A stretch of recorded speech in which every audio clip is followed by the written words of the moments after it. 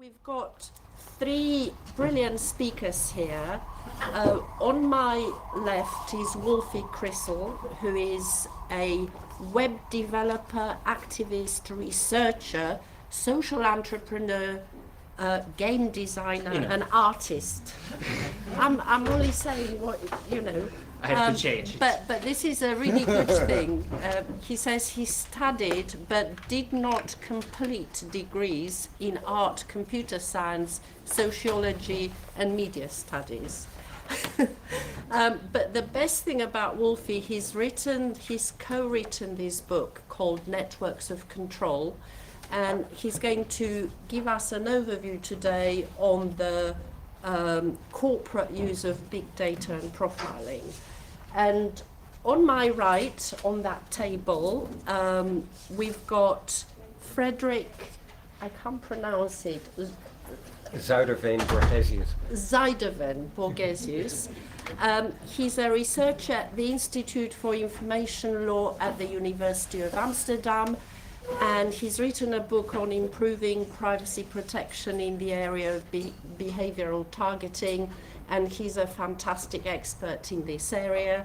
And last and not least, Jeff Chester, who is the executive director of the US Center for Digital Democracy, a Washington, D.C. nonprofit, and it's one of the leading NGOs advocating for consumers on digital privacy.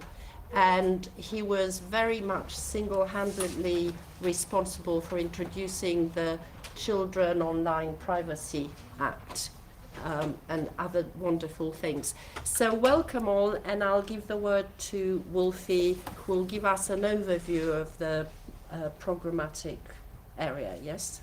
Yes, thanks a lot. My name is Wolfie Crystal. I'll take you to a high-speed tour through some of my research. First of all, who of you knows what a DMP is, or some of these other terms? Show me. Okay, nearly nobody.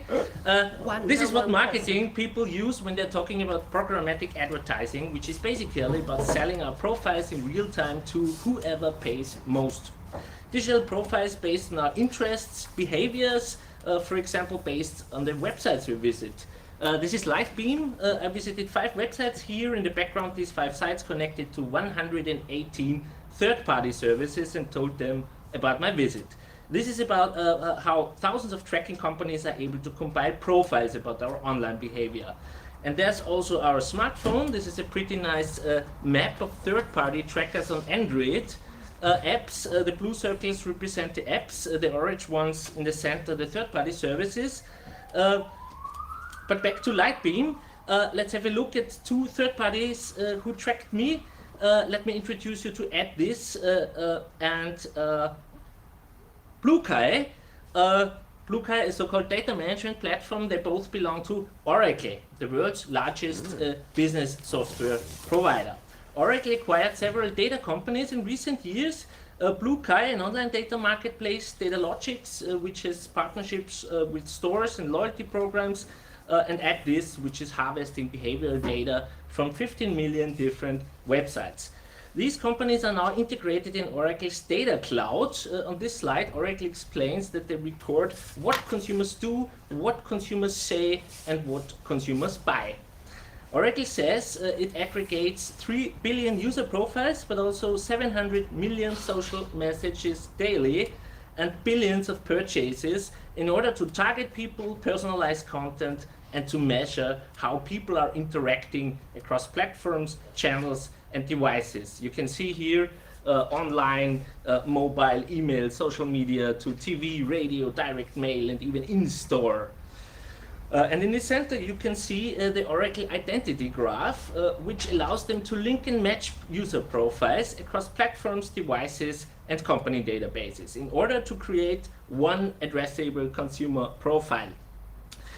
Oracle also provides a wide range of data from partners. They provide, share, and combine data from data brokers like Axiom, Experian, TransUnion, Equifax.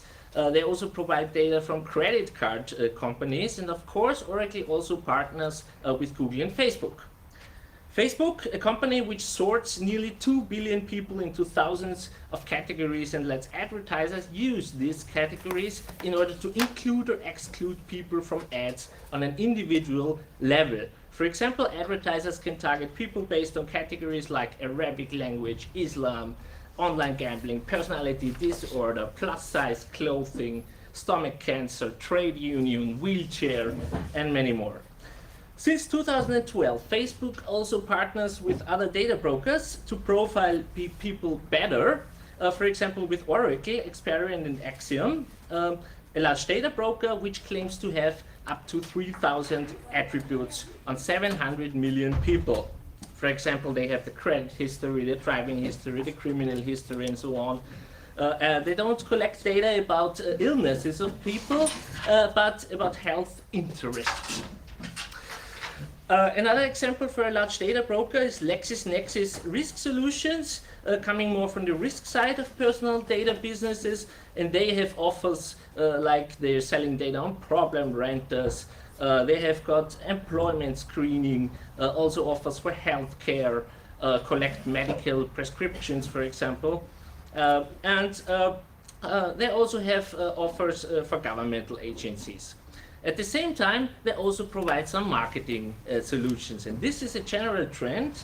The same data and the same analytics technology is more and more used in completely different contexts, from marketing to finance, insurance, health, and even law enforcement. Take, for example, Visual DNA. They use data from online quizzes to create personality profiles about users. Altogether, they provide digital profiles about 500 million consumers for marketing purposes, but also for credit scoring and risk assessment. Therefore, they partner with Oracle, Experian, MasterCard, and Admiral, a large UK insurer. So they cross the line between the contexts of marketing, data, and risk management. Another example, Signify, a company calculating credit scores from phone call records. They partner with large mobile network operators, and as you can see, telco marketing on the left, credit and finance on the right.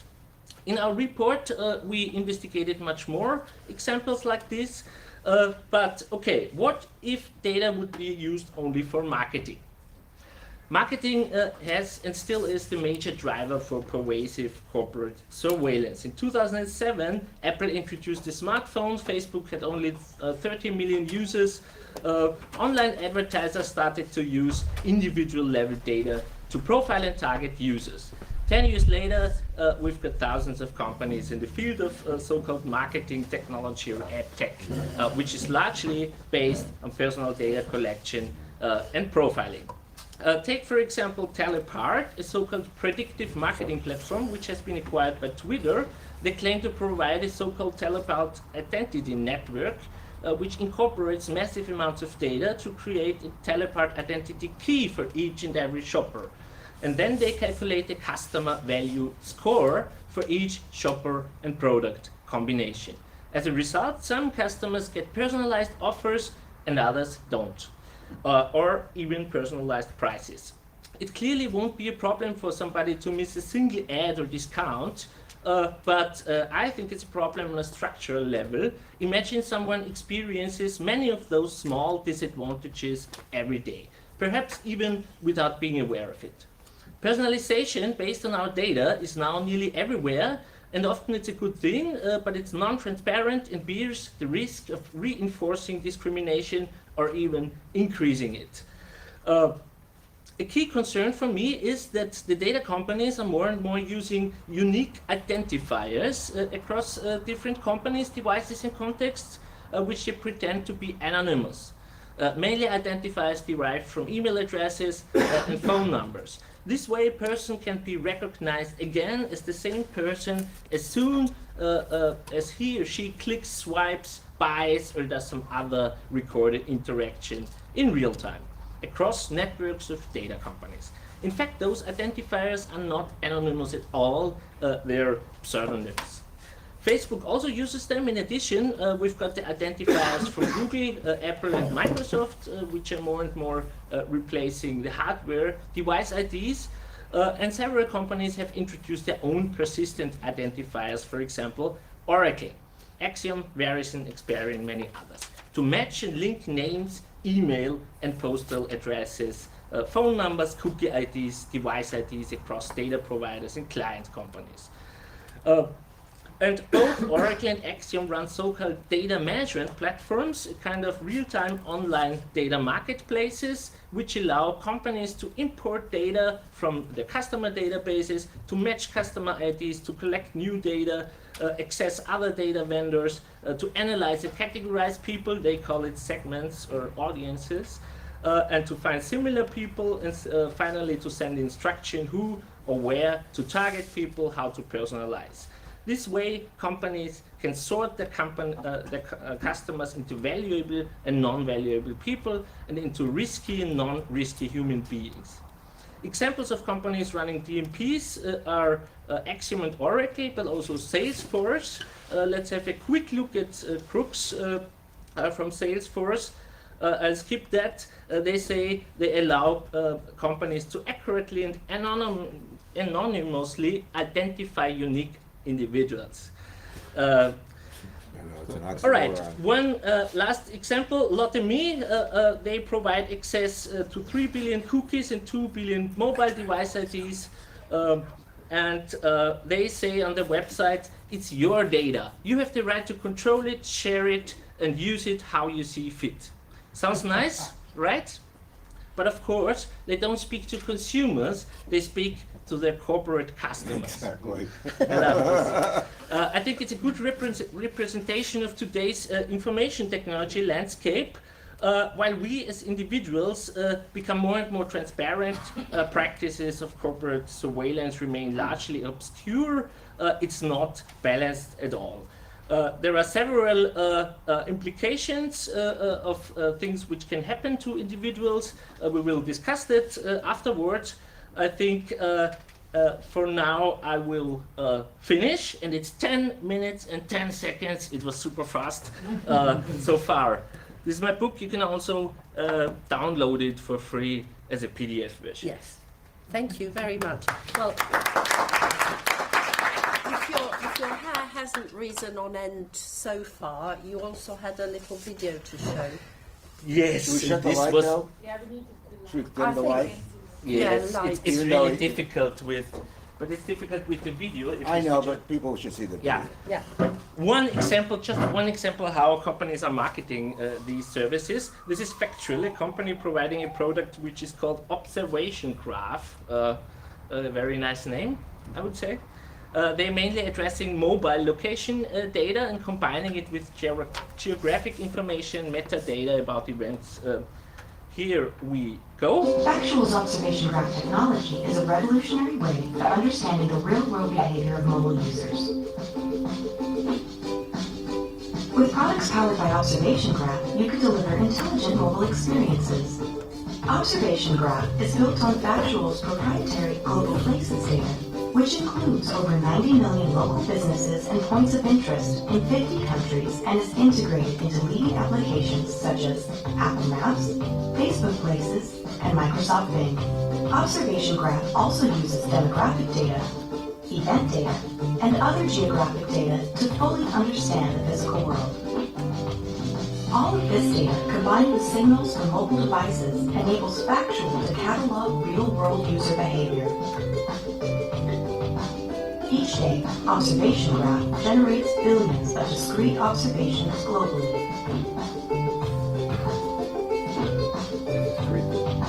I have all those.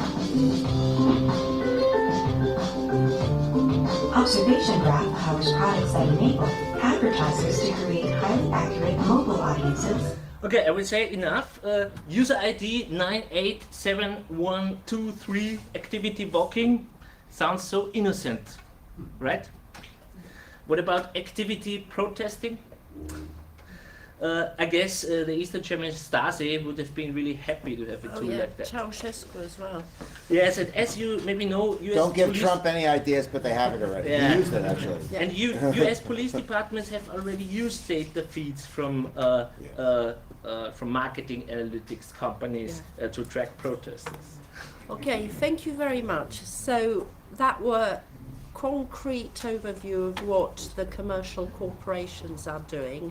Now, Jeff, can you tell us a little bit about the political aspects? Yeah, I mean, I think, and you must have all know this, I mean, they have created a global surveillance system that grows without any constraint. Can you speak louder? Yeah, they created a global surveillance system that, I mean, these are just, I mean, really, you did a brilliant job at giving you the tiniest slice of what now occurs worldwide, driven principally, in fact, by U.S. companies, but whose business model is adopted globally, including in the EU. And if you haven't looked at exchangewire.com, which just covers the EU market on this, it's useful to do as you follow through.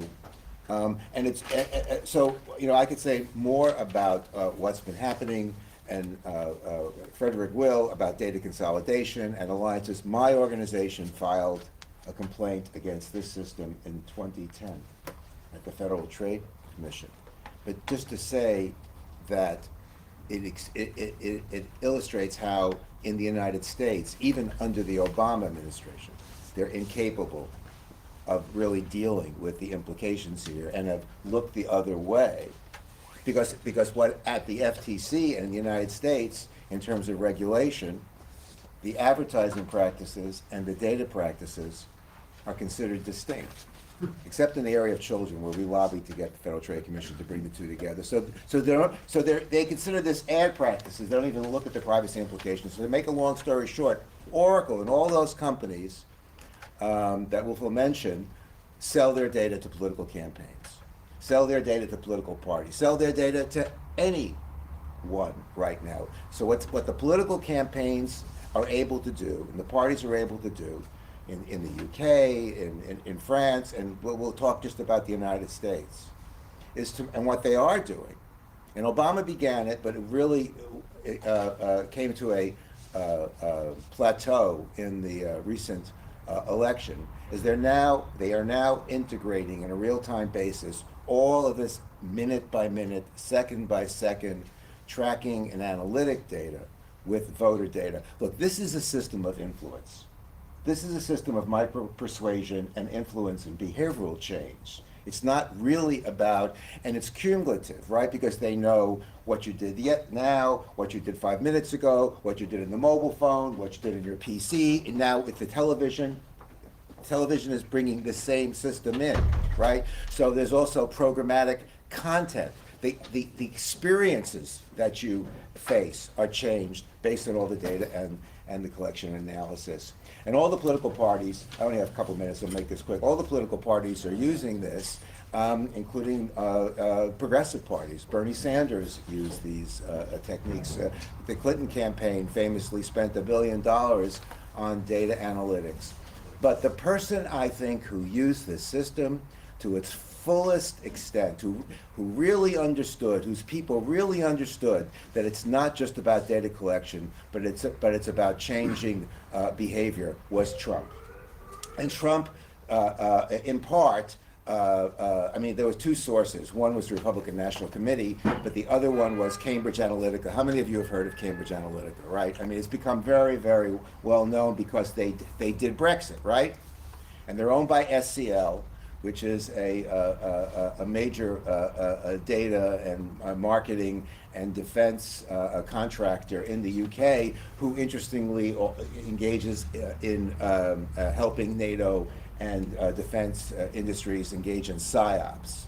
But one of their divisions is politics and political campaigns. And Cambridge Analytica is an affiliate of SCL. So Cambridge Analytica was able to build a database of 220 million Americans and accrue 5,000 data points on each and every American. And and in a recent video they did talking about how well they were able to do, I just want to say, so when they gave a presentation a few months ago, and I can't show you this slide because but here's what they used. First place, their partners were Acxiom, Experian, Facebook, Aristotle, Nielsen. and they incorporated age, gender, ethnicity, religion, income, health status, and they merged all this data, because this is what the system is able to do. You're able to merge all this data and do this analysis to identify behaviors and emotion. And they took the data and they analyzed the data using a number of measures, including neuroticism, agreeableness, extroversion. I won't get into it, but they were able to identify the emotional vulnerabilities and characteristics of individuals, especially in the swing states. And they were able to bring those people out, through you could call it disinformation, and they were able to target African Americans and others with content that, remember, the content travels on your PC, on your mobile device, on your television, to target African Americans and others who might have come out for Hillary Clinton, and showed them content that would make them less willing to support her. So this system now, it's been totally unregulated. It's been adopted by the political campaigns on all sides, and it's a major, major problem. Thank you very much. So, Frederick, what are the policy solutions? Well, policy and law and regulators may help a bit, but it will probably be not enough, so there won't be a silver bullet. But the General Data Protection Regulation, GDPR, it makes now explicit. It was always nonsense that such unique numbers were anonymous, but particularly this industry kept on believing that myth, and so the new regulation makes explicit such identifiers are within the scope of European data protection law. It enters into force in 2018. Actually, the most important innovation is that there are competition law type fines possible for breaches of up to 4% of worldwide turnover of a company. This will not have an effect immediately in 2018, but you can imagine and hope, I'm generally a reasonably optimistic person, that after, well, you don't find Google or Facebook into bankruptcy or Axiom, but perhaps a fine hits a smaller company once, which falls over immediately. You can imagine that after a few large fines that some companies who knowingly operate in Europe listen more to regulators, so that's some optimism. There's also a new important policy proposal, like 2 weeks ago, proposed in Brussels, the e-privacy regulation, which basically adds another layer of privacy measures, especially for the online environment. Generally, the proposal looks pretty good. Now, of course, the lobbying circus starts. Perhaps you could follow it if you're so inclined, and if you don't mind reading legalese. But as I said, generally the proposal is actually surprisingly good. The European Commission did well there. One thing that I will write about and speak about, there's one big missed opportunity. They realize that, in the proposal, they realize, like we saw in the video, that your smartphone can be tracked everywhere by listening to your Wi-Fi or Bluetooth signal. The one missed opportunity is that they require full transparency, but they accept an opt-out system, which would mean in practice that in a shopping street they could put on a poster, we track people here based on signals from your phone. If you don't want it, put off your Bluetooth and your Wi-Fi. Well, that isn't practical, and I think it would make more sense to have that only on consent, which I admit would mean that in most public spaces people probably wouldn't consent, so these companies wouldn't get your consent, but I could live with that. Or another possibility is that you allow it if it's immediately aggregated, because I can imagine that, say on New Year's or in Holland on King's Day, when there's 1 million people extra in Amsterdam, it is useful for tracking which neighborhoods are super crowded, where you, etc. But you can do that less invasive. So, e-privacy proposals, good idea, some bad bits, but I warn again, it only law will not solve everything. It's like we have environmental law now for, let's say, 60 years. The environment is not saved. I'm completely sure we would have been worse off without environmental law, so it's good that we keep on trying and pushing, but it's not that one proposal will ever solve the problem. It will remain pushing, and then there will remain failures, like the Volkswagen scandal, although we had environmental law and standards, etc. So it's not a battle that will be finished with one proposal, but I'm optimistic that policymakers, nudged by people like you, will continue to push back. And there will also be lost battles, but also small won battles. Well, you're making me very happy. Right, I have a follow-up question to all of you, and then I'll open it up for more general discussion. Wolfie, you've given us lots and lots of concrete research examples of practices. Putting my corporate hat on, if I heard all this, I will say, so, you know, where's the harm? It's a more efficient way to raise revenue than in the old days, and it's providing you with free services all over the place. So why are you objecting so much? They're not hiding it. All those videos you are showing, they are perfectly there for everybody to see. What's the problem?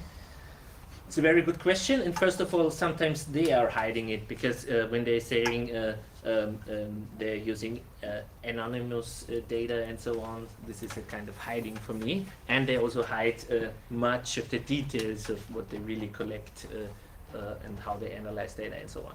But if you look at an old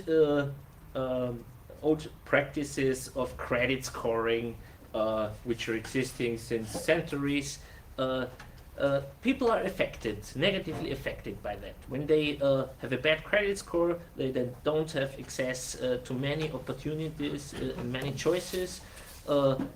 This is the same in Europe and also in Germany and Austria, where I come from, even more in the US, where you don't get a job anymore, or a flat, you can't rent a flat anymore, and so on. So this is really affecting people.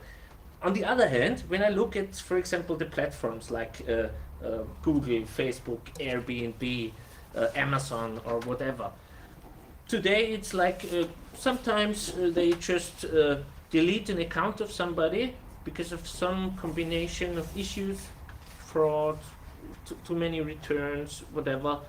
There is no way to object against this. There is no accountability. There is, and I know what all these companies are working on. They're working on to use the data from the data marketing data ecosystem to make decisions in other fields of life. And so we know where they want to go, and so I'm sure we've got this massive problem. Still remaining is the issue that this is all such an abstract thread. Yeah. And I think this is one of the most important challenges, how to tell about these issues in a way that it's understandable. Because surveillance is not about, as Katarzyna from Panopticon, is she here? No. Once said, it's not about knowing your secrets. It's about managing people, managing populations. It's very controlling populations. It's much more abstract. Okay, thank you. Do any of you have additional questions or remarks on this particular point? Yes, please. Actually, a particular remark to what GDPR is going to provide us in that field. I mean, one thing is the possibilities for litigation and everything. There are some good news also going on in Austria. I cannot talk too much about now, he's not here, but Max Schrems is going to institutionalize what he did so far with Facebook and make it broader and everything, so you will hear soon from that. So that's a good news. He's working long time on that, and we need a lot of litigations. But there is another problem that I see.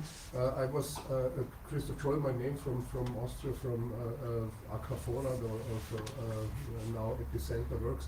I was appointed now in the last half year of the Austrian Workers' Chamber, Arbeiterkammer, to elaborate first a study and combined with a draft law on how we can regulate on national level the topic of credit scoring, of profiling for credit scoring. And one of the big things what we see there and big problems as a result of the study is it is very unclear and also very narrow what member states are still allowed to do. Yeah? So what Article 22 provides is also the right to object. The right to object is just limited in Article 21 to the cases of profiling for advertising reasons. Yeah? So as in the moment when the profiling is not done for the mere marketing reasons, but really for credit scoring, you cannot object under the basic rules of Article 21, where you have to give a reason, but not anymore an objection without any reason. The next thing is, it is absolutely unclear how much this, let's say, scoring agencies can be ruled for more transparency, for disclosing their algorithms. A lot of stuff regarding also the question how you can do some law enforcement in that part and so on. So what would be extremely helpful is, of course, from Article 29 Working Party or the Council then later, but from every level, from EDRI, from no matter where, from the Commission particularly, to have some more space there to find to some way where we see at least the member states should have the space, those who are willing to do, to put more regulation, to put more limitation. Because if we leave that to the free market and the litigation, I don't think that we will really keep up in that race. Fully agree. Oh, So, okay, do you want to comment on that? I think I've got two more people. Yes, Katerina. Can you focus on this issue specifically, and then we'll go. Yeah. Question on, so why do we care? And I mean, I'm not saying anything that's new to anybody, but I think connecting it to the discussion from this morning, I think as a community would be, I think, really important to emphasize the discussion on value. So if it is an efficiency argument that the industry is making, you need to say, well, but there are other values, right? There's the issue of equity, and so if we keep on doing this, sorting people according to their value or their risk to the companies, we end up with a society with more inequality, and so that's not, obviously that's a big concern and an increasing concern. So I think the discussion from autonomy and privacy has to be sort of broadened to also address those other issues. Yeah. That's why it's very important. I think also in the research that in the US there's been research done on impact on ethnic groups and lower income groups, for example, with targeting subprime mortgages at them. Payday loans loans, and, health yeah. problems, junk food. There are Well, practices. junk There are food practices as totally well, a very connected good that show example. harms. But you're right. So I think these are very good examples, but this is, as you said, this is sort of a pervasive, this is a constantly happening. It's not just on one particular product, but it's a constant sort of how people experience their world differently. The opportunities that are being presented are different than when people have, more assets and so forth. So I think we need to have more research on this, more understanding, so that we can talk about this, what this Yes. is. And this is really on the focus on use of the data. And just to add on that, it's also not just whether it's personal data or pseudonymous or anonymous data. It's really the whole machine and how the data is. How being the- used. yeah. And completely unregulated there. Yeah. Yes. Or in the US. I Yes. hear Jeff's concern about what US companies are doing here in Europe, but I think it would be a mistake to think that European companies aren't doing the same. I didn't say that. That's- They are doing it, but they've adopted the U.S. Wolfie, you pointed to LexisNexis, which is a division of Reed Elsevier. They're a European company. doing this. They have, in addition to what you showed us, one of their divisions is something called Accurate, which was originally developed for the part of the U.S. Total Information Awareness Program. Reed Elsevier's Accurate division is the provider of ID information, ID verification information that U.S. Homeland Security and the TSA uses to decide whether to go on an airplane in the U.S.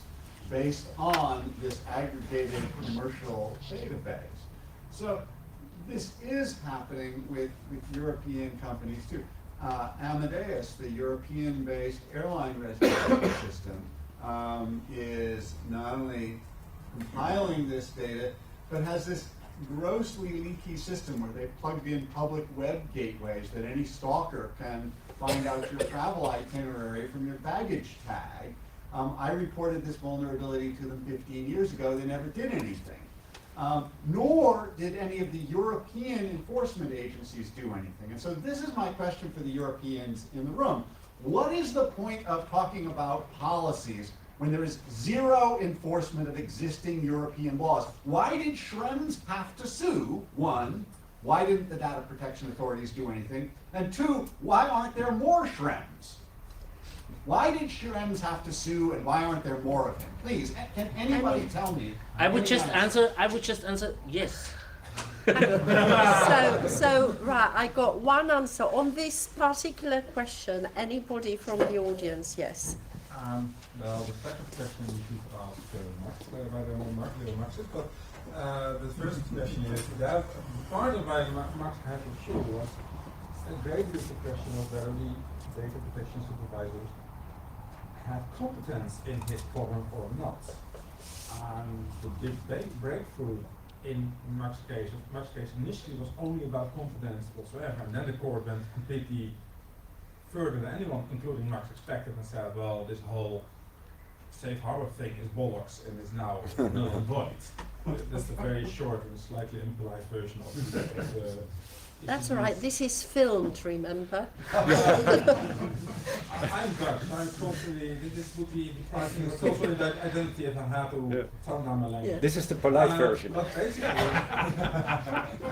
since this was contested area, competence-wise, and regulators tend to trying not to be seen as overstepping the boundaries of their competence. So that makes it simple. And basically, post-Schrems, the Hamburg DPA started enforcing the lack of safe harbor in their jurisdiction. So it's, well, I do agree with the general criticism of the European supervisory authorities. They actually do some things. So it's not fair to say zero. It's not enough, definitely. There's not enough resources either. But you can't say, especially based on the Schrems case, that they're just completely useless losses, as you were implying by saying they're even zero. But that's not true. Even ICO, which is after the Luxembourgish That's and the Irish UK DPA, enforcer. are the third most useless DPAs in Europe. Even ICO does some enforcement action. So it's not entirely Let me fair. push back one more. Yeah, hang on. Let's have. I think Frederick wants to respond, Yeah, and then I- you can come back. I agree there's a dramatic lack of enforcement, but that's also a bit inherent to the privacy problem. It reminds a bit of certain consumer protection rules. So privacy is about often a kind of abstract threat that hurts millions of people a bit, and then layer on layer on layer. But just like in consumer law, if you buy a pen and it doesn't work, nobody sues. And then there's two possibilities basically. If there's company behavior that hurts basically the whole society, you can make a system for class action suits, like in the US. That helps sometimes, but it doesn't solve all the problems.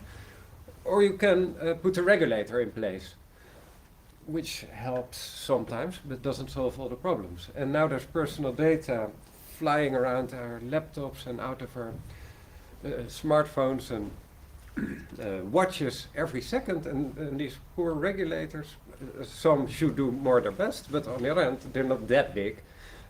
They should try to enforce those rules in the whole society. So it will remain difficult to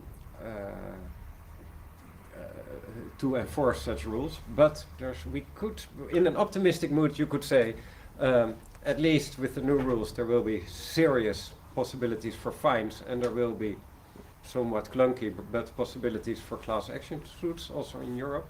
In a pessimistic mood, you could also say regulators will never have enough manpower. But I'm in an optimistic mood. Can I emphasize this point of class action you just mentioned?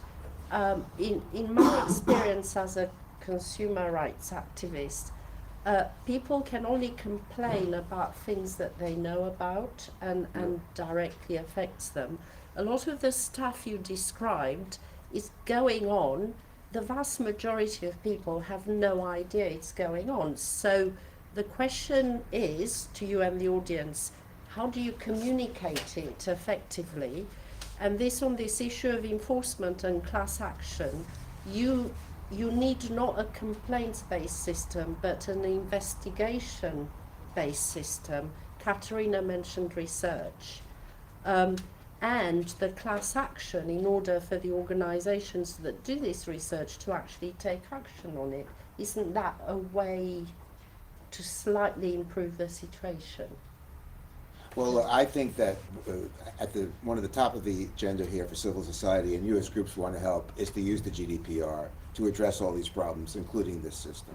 I mean, this is now the dominant way that advertising and marketing, and now we know political campaigns, operate around the world, right? Just about 5 years ago, this was a relatively small part of how it all worked. Now, the fact that you are sold, or ignored, you're sold to the highest bidder in 20, or now 10 milliseconds, right?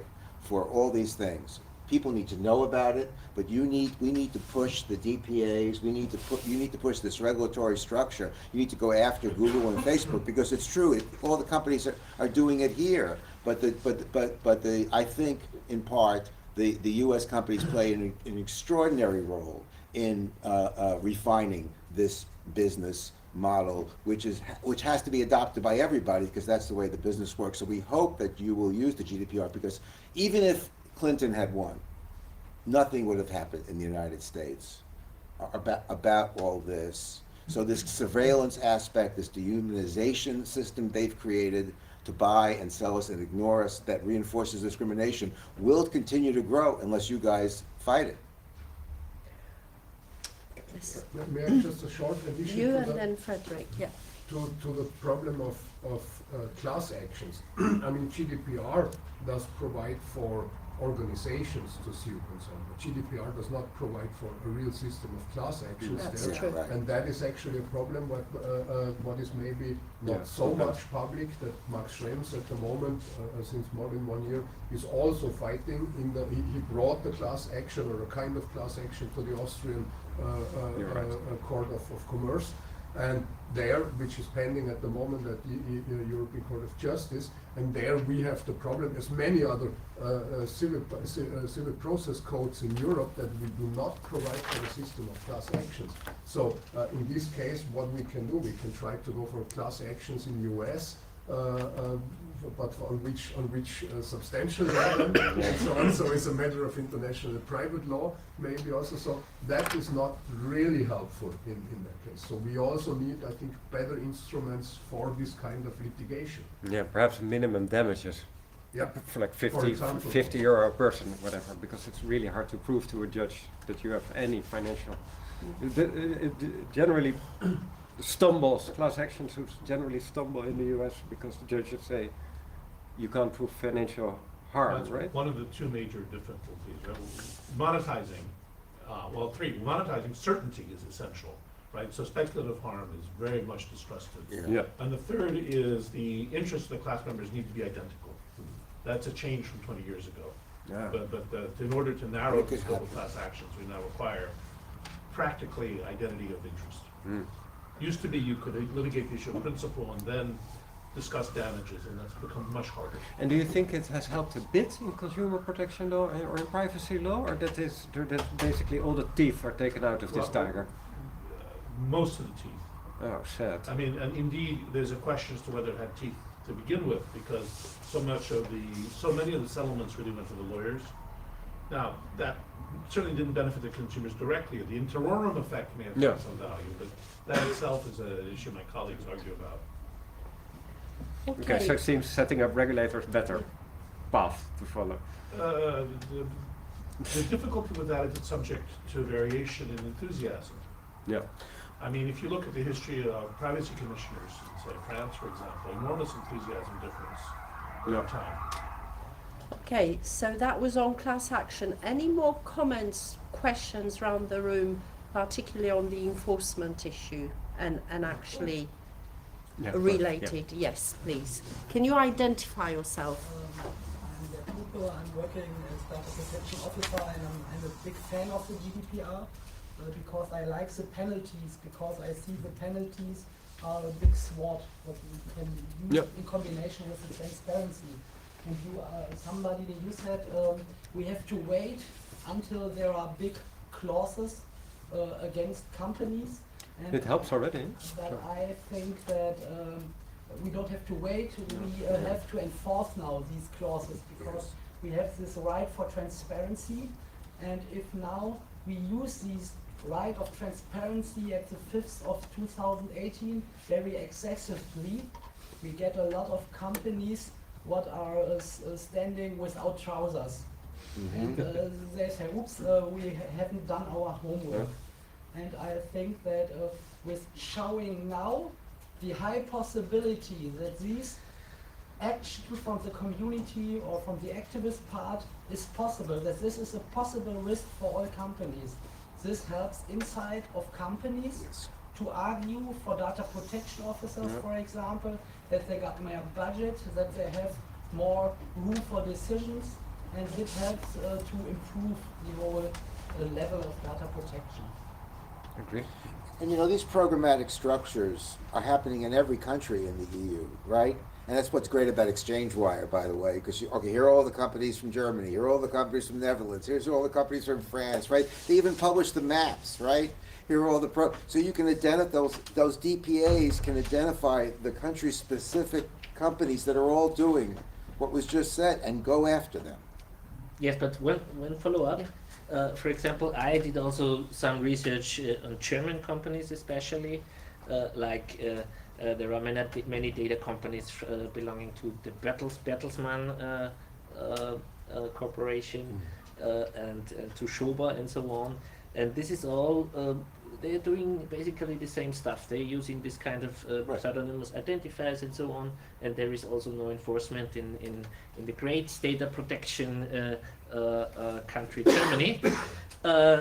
And they have strong lobbies. And for example, when I look at the GDPR, I always have to say, I'm sorry, I'm not a lawyer, so for me it's difficult. But if I see that direct marketing is, for example, listed as a legitimate interest for companies to collect data about consumers, and also network security and fraud detection, because I've seen that data from network security and fraud detection and marketing data sphere is also merging. I'm a bit, I don't feel very well. Look, I think you should do the opposite. One thing I did leave out, another way into this is, in fact, fake news. Because, and I should have mentioned this, because the fake news system is really driven by this programmatic advertising, right? This dispersed system. So these guys can, create this content, and they monetize it. And it wasn't until after the Trump election, 2 weeks, that Google put some rules in around its use of DoubleClick and fake news. So looking at the role that fake news plays in country and the programmatic system is also one way to raise awareness in terms of developing a policy initiative. Okay, yes. I have to add something. Yes, do. Because I think that companies have to be enforced, but also our DPAs, so the authorities, has to be enforced to enforce. Yeah, that's what I'm So, saying. Right. Which means we have to help them as our partners, but they don't have the right to have arguments, no we can't because we have is so much, so less people. So they're in the difficult situation that they don't have all the resources what they need. So I'm sure that we as activists have to make them as a convenient food. That they have a clause where everything is prepared. They just go to the company and have to look whether the findings from outside are correct, and then see. On One the quick remark to issue- Wolfie, don't worry, specialized lawyers also find the data protection regulation difficult. on But this I'm issue, also hang on. interested to the direct marketing.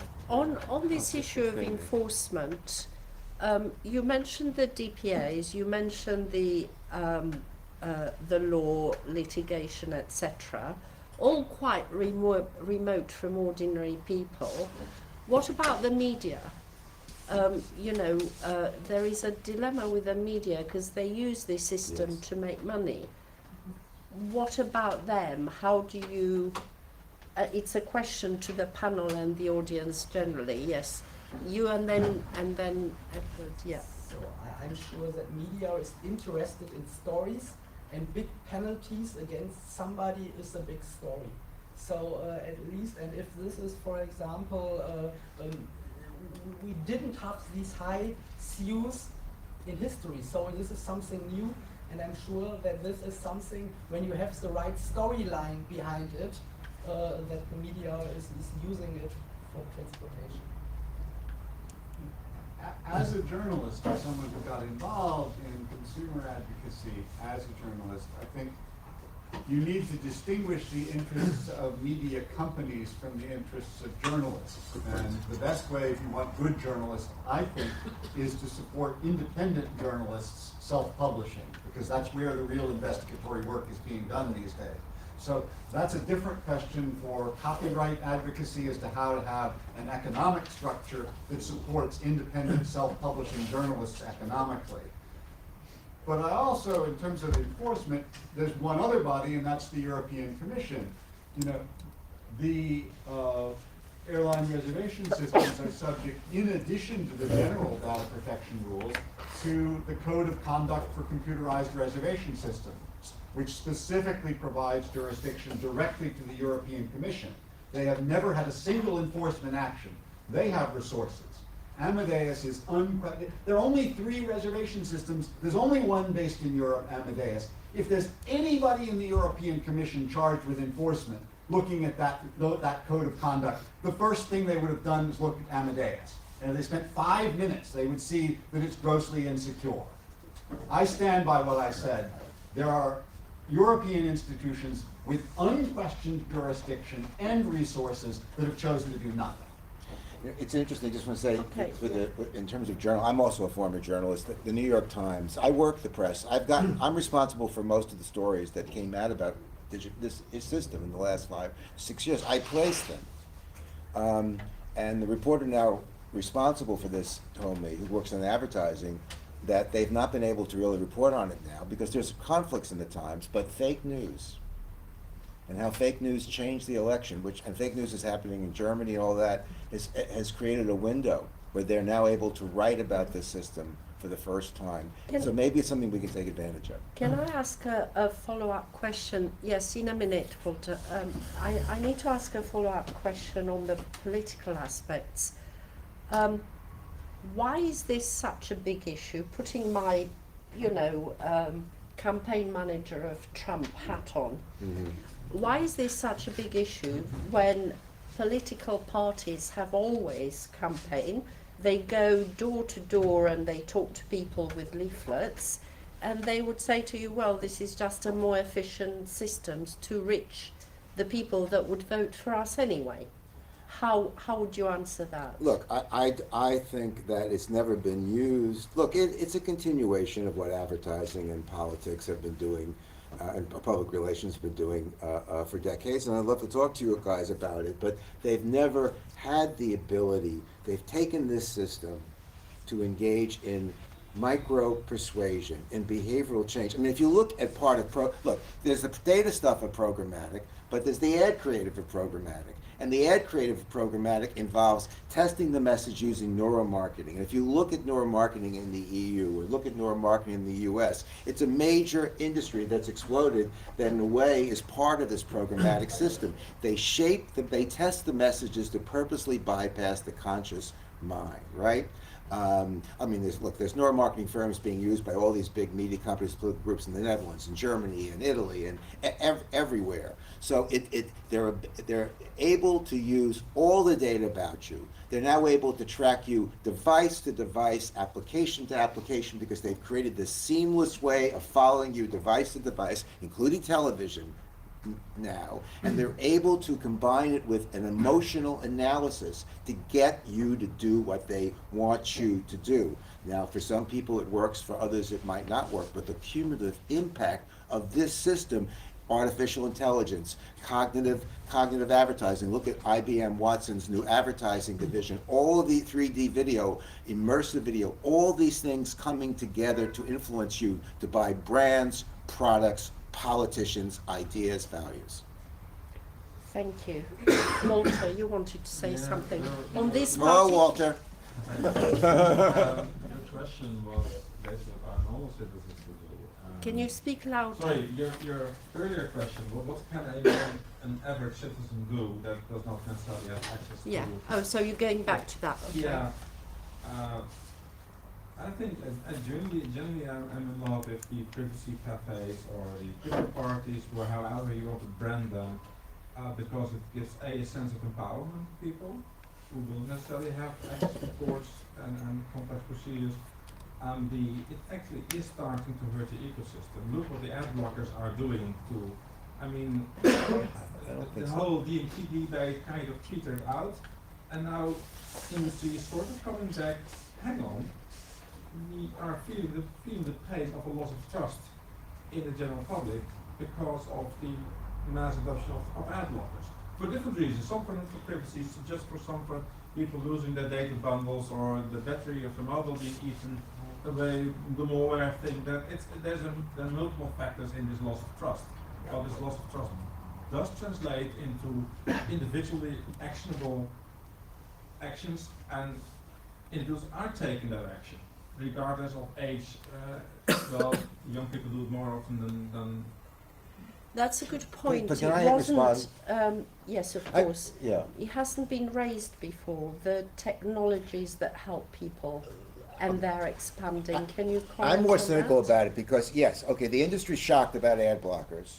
But what they've done is this, and it's a problem, and I'm glad that my daughter uses all that, right? I mean, I like to see the ads because I need to be tracked. That's how I make my living, right? No, but the fact that what they did was this: they developed another approach, which they call native advertising, which allows them to simply embed the branding message within the content, right? Which cannot be blocked. That's how, in fact, your perspective will be filtered. They're finding ways around it.